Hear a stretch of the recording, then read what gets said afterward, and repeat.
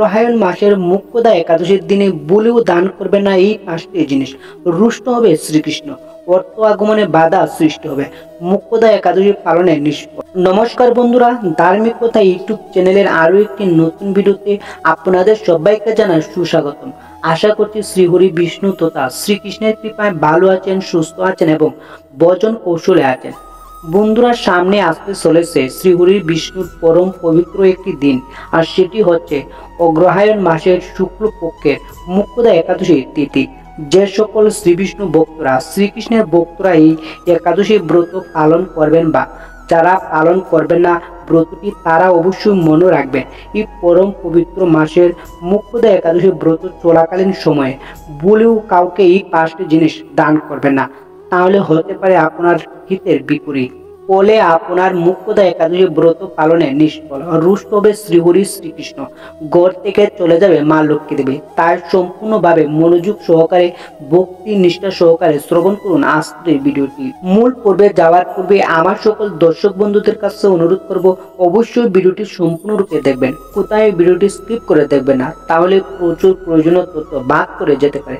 ভিডিওটি দেখে চ্যানেলটি ভালো লাগলে অবশ্যই সাবস্ক্রাইব করবেন, লাইক করবেন। আর শ্রীহরি বিষ্ণু শ্রীকৃষ্ণের কৃপা পেতে কমেন্ট বক্সে জয় শ্রীহরি বিষ্ণু জয়, জয় শ্রীকৃষ্ণের জয় লিখতে ভুলবেন না কিন্তু।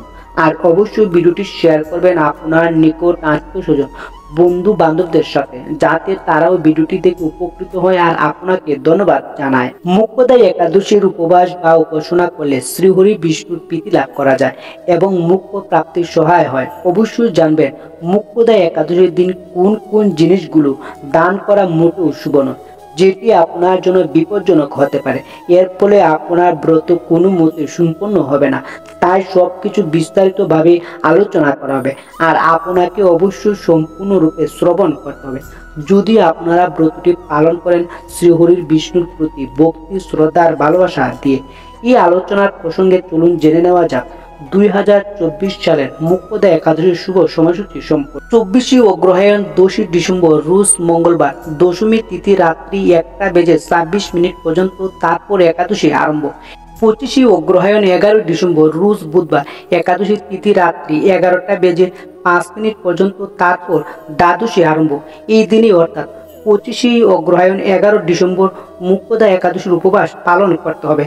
বন্ধুরা, একাদশীর পালন করতে হবে 26 অগ্রহায়ণ 12 ডিসেম্বর সকাল 6:41 হতে সকাল 10:14 মধ্যে।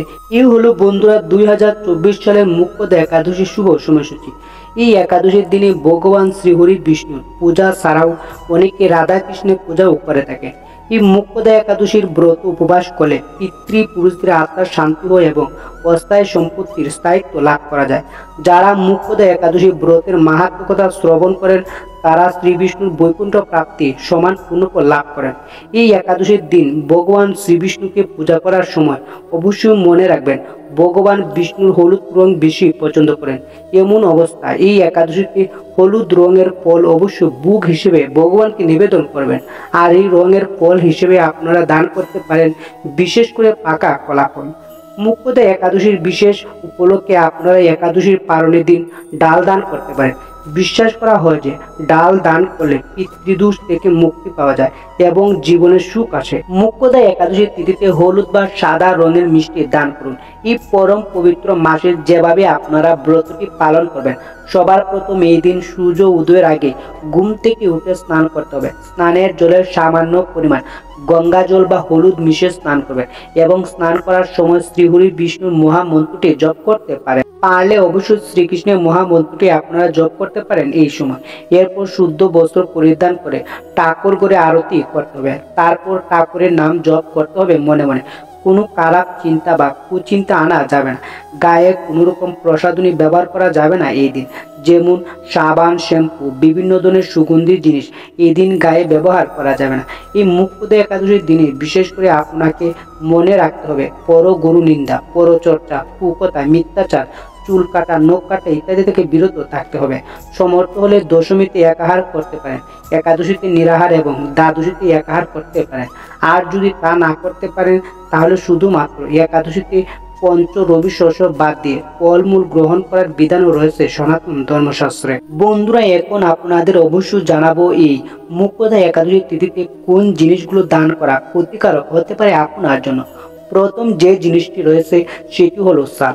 মনে রাখবেন, একাদশীর দিন আপনি অবশ্যই চাল দান করবেন না, কারণ এটি আপনার সাথে ভগবান শ্রী বিষ্ণুর বিরক্তির কারণ হতে পারে, যার ফলে আপনার জীবনে অশুভ ঘটনা ঘটতে পারে। তাই অবশ্যই মনে রাখবেন, এই মুখ্যদা একাদশীর দিন চাল দান করা উচিত নয়, কারণ এটি আপনাকে আর্থিকভাবে দুর্বল করতে পারে এবং আপনাকে দেবী লক্ষ্মীর আশীর্বাদ পেতে বাধা সৃষ্টি করতে পারে। যে ভক্তরা অবশ্যই মনে রাখবেন, এই মুখ্যদা একাদশীর দিন যদি কোনো ভিক্ষুক বা অসহায় ব্যক্তি খাবার দান করেন তাহলে কি কোনো অসুবিধা হবে? আপনারা অবশ্যই মনে রাখবেন, এই একাদশীর দিন সংকল্প করেছেন এবং বলেছেন পঞ্চ রবি শস্য গ্রহণ করবেন না। আর যদি এই দিন কোনো দূরস্থ বা ভিক্ষুককে খাবার দান বা অন্নদান করেন তাহলে আপনার পক্ষে পাপ হতে পারে। তাই এই দিন সতর্ক থাকতে হবে এবং এই দিন কোনো ব্যক্তিকে অন্নদান করা যাবে না। আপনি যদি চান দান করতে তাহলে একাদশী পালনের দিন এই অন্ন বা খাদ্যশস্য দান করতে পারেন, যেটা অনেকটা শুভ হতে পারে আপনার জীবনের জন্য। আর অবশ্যই মনে রাখবেন বন্ধুরা, এই মুখ্যদা একাদশী ব্রতটি পালিত হচ্ছে বুধবার দিন। এই একাদশী ব্রতটি পালিত হচ্ছে যেহেতু বুধবার দিন, তাই অবশ্যই সন্ধ্যাবেলায় কোন জিনিসটি দান করা শুভ নয়। এই মুখ্যদা একাদশীর দিনে প্রতিদিন সন্ধ্যাবেলায় বাড়ির প্রবেশদ্বার সবসময় খোলা রাখা উচিত। এই সময় ভুল করে কাউকে টাকা দান করা উচিত নয়। এই দিন অর্থাৎ মুখ্যদা একাদশীর দিন বুধবার দিন টাকা দান করবেন না। সন্ধ্যাবেলা বাড়িতে মা লক্ষ্মীর আগমন হয়, এমন সময় কাউকে টাকা দেওয়া অর্থ হল মা লক্ষ্মীকে ঘর থেকে বিদায় জানানো। তাই ভুল করে এই দিন সন্ধ্যাবেলা কাউকে টাকা দান দিবেন না। এই দিন সন্ধ্যাবেলায় কাউকে জাটা দিতে নেই, জাটার সঙ্গে মা লক্ষ্মীর সম্পর্ক রয়েছে। তাই বুধবার সন্ধ্যাবেলায় কাউকে জাটা দিবেন না, এমন করলে অর্থভাব জড়িয়ে পড়তে পারেন।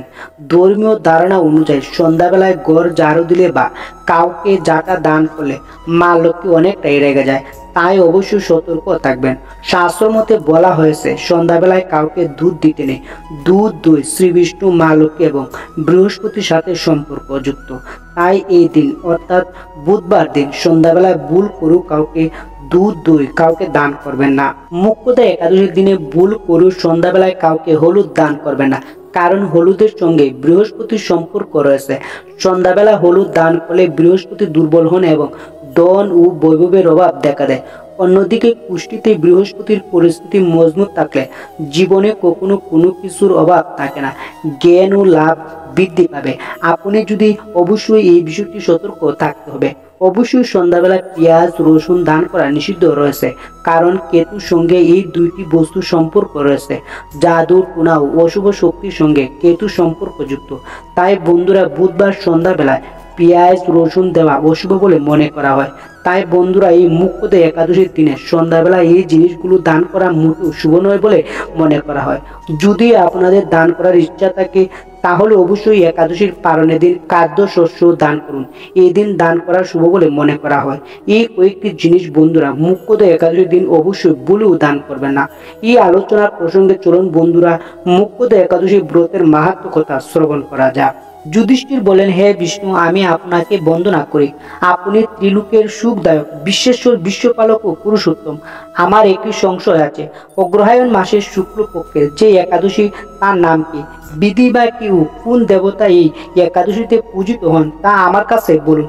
শ্রীকৃষ্ণ বললেন, হে মহারাজ, আপনি উত্তম প্রশ্ন জিজ্ঞাসা করছেন, যার মাধ্যমে আপনার যশ চতুর্দিকে বিস্তৃত হবে। এখন এই একাদশীর কথা আমি বর্ণনা করছি, যা শোনা মাত্রই বাজপেয় যজ্ঞের লাভ হয়। অগ্রহায়ণ মাসের শুক্লপক্ষের এই একাদশী মুখ্যদা একাদশী নামে প্রসিদ্ধা। সর্বপাপ নাশিনী ব্রত মধ্যে সর্বশ্রেষ্ঠা এই একাদশীর দেবতা শ্রী দামোদর। তুলসী মঞ্জুরি ধূপ দ্বীপ ইত্যাদি উপচারে শাস্ত্র বিধি অনুসারে শ্রী দামোদরের পূজা করতে হয়। পূর্ব বর্ণিত বিধি অনুসারে দশমী ও একাদশী পালন করতে হবে। এই উপবাস দিনে স্তব স্তুতি নৃত্য গীত আদি সহ রাত্রি জাগরণ করা কর্তব্য। হে মহারাজ, প্রসঙ্গক্রমে একটি অলৌকিক কাহিনী আমি বলছি। মনোযোগ দিয়ে এই ইতিহাস শ্রবণ মাত্র সর্বপাপ ক্ষয় হয়। যে পিতৃপুরুষরা নিজ নিজ পাপে পদজুনি প্রাপ্ত হয়েছে এই ব্রত পালনে পূর্ণফল বিন্দু মাত্র তাদের দান করলে তারাও মুক্তি লাভের যোগ্য হন। কোনো এক সময় মনোরম চম্পক নগরে বুকানস নামে এক রাজা ছিলেন। তিনি ছিলেন সমস্ত গুণের সদ্গুণে বিভূষিত। প্রজাদের তিনি পুত্রের মতো পালন করতেন। তার রাজ্য বহু বেদজ্ঞ ব্রাহ্মণ বাস করতেন। রাজ্যের সকলে ছিল বেশ সমৃদ্ধশালী। একবার রাজা স্বপ্ন দেখলেন যে তার পিতা নরকে পতিত হয়েছে। তা দেখে তিনি অত্যন্ত বিস্মিত হলেন। পরের দিন ব্রাহ্মণদের ডেকে বলতে লাগলেন, হে ব্রাহ্মণগণ, গত রাত্রিতে স্বপ্নে নরক যাতনায় পিতাকে কষ্ট পেতে দেখে আমার হৃদয় বিদীর্ণ হচ্ছে। তিনি আমাকে লক্ষ্য করে বলতে লাগলেন, হে পুত্র, তুমি আমাকে নরক সমুদ্র থেকে উদ্ধার করো। তার সেই অবস্থা দেখে আমার অন্তরে সুখ নেই। আমার এই বিশাল রাজ্যে স্ত্রী পুত্র কিছুতেই আমি শান্তি পাচ্ছি না। কি করি, কোথায় যাই, কিছু বুঝতে উঠতে পারছি না। আমার পূর্বপুরুষেরা মুক্তি লাভ করতে পারে এমন কোনো পূর্ণব্রত তপস্যা ও যুগের কথা আমাকে উপদেশ করুন, আমি তা অনুষ্ঠান করব। আমার মতো পুত্র বর্তমান থাকা সত্ত্বেও যদি পিতা মাতা পূর্বপুরুষেরা যদি নরক যন্ত্রণা ভোগ করতে থাকে, তবে সে পুত্রের কি প্রয়োজন? ব্রাহ্মণগণ বলেন, হে মহারাজ, আপনার রাজ্যের কাছে মহর্ষি পর্বত মুনির আশ্রম রয়েছে। তিনি টিকালজ্ঞ, তার কাছে আপনার মুক্তির উপায় জানতে পারেন। ব্রাহ্মণদের উপদেশ শ্রবণ করে মহাত্মা বুকানস তাদের সঙ্গে নিয়ে সেই পর্বত মুনির আশ্রমে গমন করলেন। তারা দূর থেকে ঋষিবরকে সাষ্টাঙ্গ প্রণাম করে তার কাছে গেলেন। মণিবর রাজার কৌশল বার্তা জিজ্ঞাসা করলেন। রাজা বলেন, হে প্রভু, আপনার কৃপায় আমার সবই কৌশল। তবে আমি একদিন স্বপ্নযুগে পিতার নরক যন্ত্রণা ও কাতর আর্তনাদ শুনে অত্যন্ত দুঃখিত চিন্তিতগ্রস্ত হয়েছি। হে মণিবর, কোন পুণ্যের ফলে সেই দুর্দশা থেকে মুক্তি পাবে তার উপায় জানতে আপনার কাছে শরণাগত হয়েছি। রাজার কথা শুনে পর্বত মুনি কিছুক্ষণ ধ্যানস্থ হয়ে বললেন, হে মহারাজ, পূর্ব জন্মে তোমার পিতা অত্যন্ত কামাচারী হওয়ায় তার এরকম অধোগতি লাভ হয়েছে। এখনই পাপ থেকে মুক্তির উপায় বর্ণনা করছে।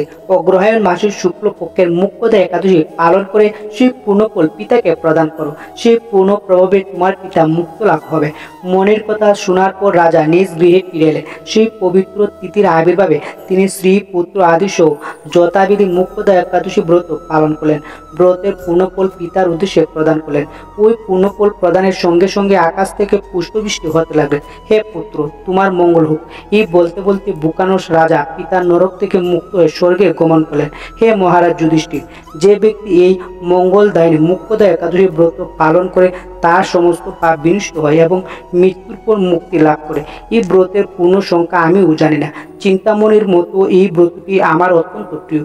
এই ব্রত কথা যিনি পাঠ করেন এবং যিনি শ্রবণ করেন, উভয় বাজপেয় যজ্ঞের পর লাভ হয়। এই হলো বন্ধুরা মুখ্যদা একাদশী ব্রতের মাহাত্ম্য। আশা করি ভিডিওটি আপনাদের ভালো লেগেছে। ভিডিওটি ভালো লেগে থাকলে লাইক, কমেন্ট এবং শেয়ার করতে ভুলবেন না। ভালো থাকুন, সুস্থ থাকুন, ঈশ্বর আপনার মঙ্গল করুক। ধন্যবাদ, নমস্কার।